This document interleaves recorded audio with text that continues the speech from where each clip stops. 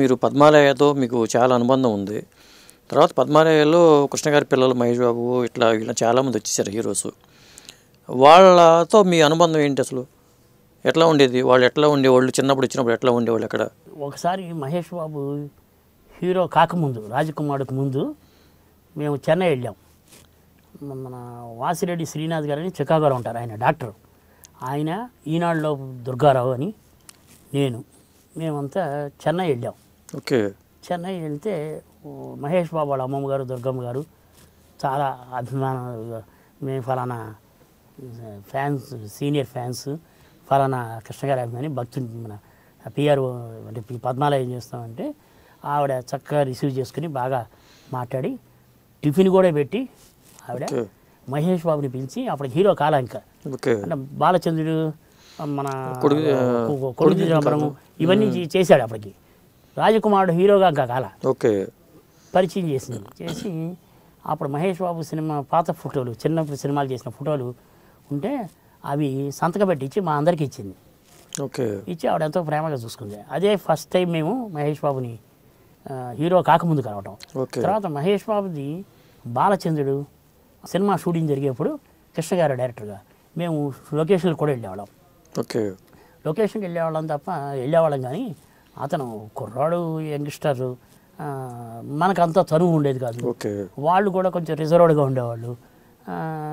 మనకి ఎంతసేపు కృష్ణ గారి టైం తప్ప ఆయన చుట్టూ తిరిగేవాడు, ఆయన దగ్గర ఉండేవాళ్ళం తప్ప మహేష్ బాబు దగ్గరికి అంత ఫ్రీగా వెళ్ళేవాడు కాదు. ఇప్పుడు కృష్ణ గారి ఇద్దరు అబ్బాయిలు రమేష్, మహేష్ బాబు, వీళ్ళిద్దరు ఉన్నారు కదా, వీళ్ళిద్దరిలో అసలు ఎవరు పెద్ద హీరో అవుతారు అనుకున్నారు మీరు అప్పట్లో? వాస్తవానికి సూపర్ స్టార్ కృష్ణ గారి పెద్ద అబ్బాయి రమేష్ బాబు హీరో అయ్యాడు. సామ్రాట్ పిక్చర్తో పద్మాలయ వాళ్ళు వి మసూదన్ గారి డైరెక్షన్లో తీశారు. ఆ సామ్రాట్ సినిమాకి ఎంత క్రేజ్ వచ్చిందంటే, నేను హైదరాబాద్ వచ్చిన కొత్తలో మహేశ్వరి పరమేశ్వరి థియేటర్లో అప్పటికి నేను కృష్ణ గారి వాళ్ళ దగ్గర ఇంకా అంత అనుబంధం పెంచుకోవాలి. ఒక సగటు అభిమానిగా థియేటర్ దగ్గరికి వెళ్ళాం. అంటే ఉదయం 5 గంటలకే ఆ మహేశ్వరి పరమేశ్వరి థియేటర్ దగ్గర రోడ్లన్నీ ప్యాక్డ్. అంటే సూపర్ స్టార్ కృష్ణ గారి పెద్ద అబ్బాయి రమేష్ బాబు సామ్రాట్ పిక్చరు ఆ క్రేజు ఉండేది అన్నమాట. ఆ క్రేజ్ అలా ఉండేది. వాళ్ళు తిరుపతి వెళ్ళి దర్శనం చేసుకుని థియేటర్ కూడా వచ్చారు అప్పుడు. తర్వాత సామ్రాట్ సినిమా మచిలీపట్నంలో ఒకే రోజు 8 షోలు వేశారు. ఇన్ని థియేటర్లు కాదు, షోలు ఒక థియేటర్లో స్పెషల్ పర్మిషన్తో 8 షోలు వేశారు. అంత క్రేజ్ ఉంది. తర్వాత రమేష్ బాబు గారి సినిమాలు చాలా వచ్చాయి, కొన్ని బాగా ఆడాయి. ఆడినప్పటికీ ఆయన ఎందుకునో ఆయన్ని ప్రేక్షకులు అంత బాగా ఆదరించలేదు. తర్వాత రెండో అబ్బాయి మహేష్ బాబు బాలనటుడుగా చాలా సినిమాలు చేసి ఉండటంతో అతన్ని రమేష్ కూడా బాలనటు పోరాటంలో ఉన్నట్టున్నారు కదా. రమేష్ కూడా నీడలో మహేష్ ఉన్నాడు, రమేష్ ఉన్నాడు, ఇద్దరు. తర్వాత రమేష్ బాబు దొంగలో కూడా కృష్ణ గారి చిన్నప్పుడు క్యారెక్టర్ అలా అడపా చేసిన అతను హీరోగా బాగా క్రేజ్ వచ్చింది రమేష్ బాబుకి. తర్వాత మహేష్ బాబు రాజకుమారుడికి ముందు కొడుకు దిద్దురు కాపురం, బాలచంద్రుడు, అన్నాతమ్ముడు, శంఖారావం ఇవన్నీ చేశాడు. అతను ఏం చేసేవాడంటే చదువుకున్న రోజుల్లో సమ్మర్ వెకేషన్స్లో ప్లాన్ చేసుకుని కృష్ణ గారు ఈ పిక్చర్లు ప్లాన్ చేసేవాళ్ళు ఆ విధంగా. తర్వాత రాజకుమారుడితో హీరో అయిపోయింది. అప్పటికి కృష్ణ గారి అభిమానులు కానీ ప్రేక్షకుల్లో కానీ మహేష్ బాబు మీద ఒక ఇమేజ్ ఏర్పడిపోయింది. ఇతను మంచి పెద్ద హీరో అవుతాడు అనే భావం అప్పట్లోనే కలిగేసింది. అట్లా రమేష్ బాబు గారు వెనక్కి వెళ్ళిపోయారు, మహేష్ బాబు ముందుకు వచ్చారు. రమేష్ బాబు గారు ఆ తర్వాత ప్రొడ్యూసర్గా మారటం ఇవన్నీ జరిగాయి. తర్వాత రమేష్ బాబు గారుతో నాకు పరిచయం చాలా తక్కువ అయినప్పటికీ, చాలా ఆలస్యంగా పరిచయం సాన్నిహిత్యం ఉన్నప్పటికీ ఆయనతో చాలా క్లోజ్గా దగ్గర అయిపోయాం. అయిపోతుంది. రెండోది ఏంటంటే ఆయన కృష్ణ గారి లాగా ఆయన మనసు కూడా చాలా వెన్న. ఎంత మంచివాడంటే అంత మంచివాడు ఆయన.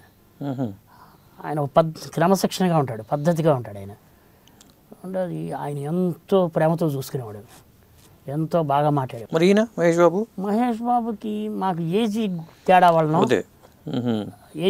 వలన ఒక స్థాయిగా కృష్ణ గారి పద్మాని పిఆర్ఓ గాను, వాళ్ళు యంగ్ జనరేషన్ గాను మనం హాయ్ అంటే హాయ్ అన్నట్టుగా ఉండేవాళ్ళం తప్ప అంత చనువుగా ఉండేవాళ్ళం కాదు. అయినప్పటికీ కూడా మహేష్ బాబు సినిమాలు, మురారి సినిమా, వంశీ పద్మనాయుడు సినిమా 2 సినిమాలు కూడా నేనే పిఆర్ఓ చేశాను.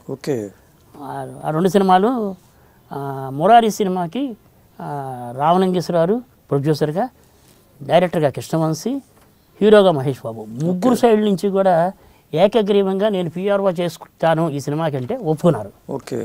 వాళ్ళకి అంతకుముందు మహేష్ బాబుకి బిఆర్ఎస్ గారు కానీ, తర్వాత కృష్ణవంశీ గారికి గంగాధర్ గారి బ్రదర్ వేణుగోపాల్ కానీ, రామలింగేశ్వరారికి బాబురావు కానీ పిఆర్ఓగా చేస్తుండేవాళ్ళు.